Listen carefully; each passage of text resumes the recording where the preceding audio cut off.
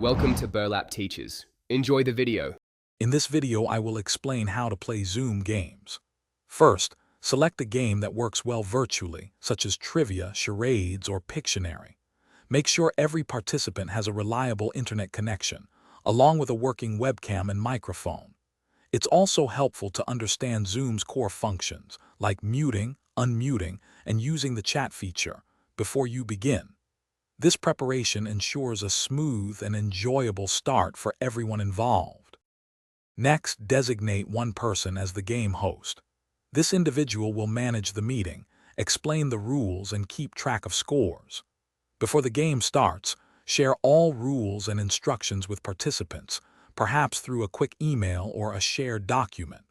During gameplay, use Zoom's screen sharing feature to display game boards, questions, or other visual elements, making it easy for everyone to follow along.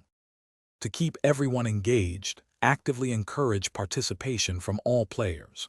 For team-based games, utilize Zoom's breakout rooms feature to divide participants into smaller groups, allowing for private discussions and collaboration.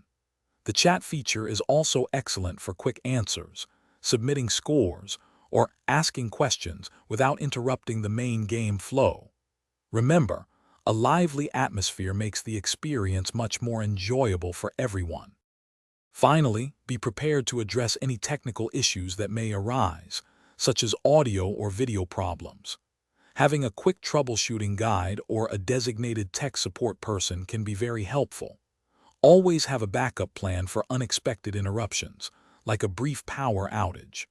Conclude your game with a fun wrap-up, perhaps announcing winners or discussing future game nights, leaving everyone with a positive impression. Thanks for watching. Consider subscribing if this video helped you.